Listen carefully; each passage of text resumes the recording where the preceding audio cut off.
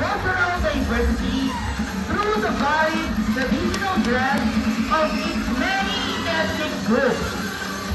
Each group, such as the Zulu, Xhosa, and Pele, has its own distinctive attire, often incorporating intricate details, fabric, and design.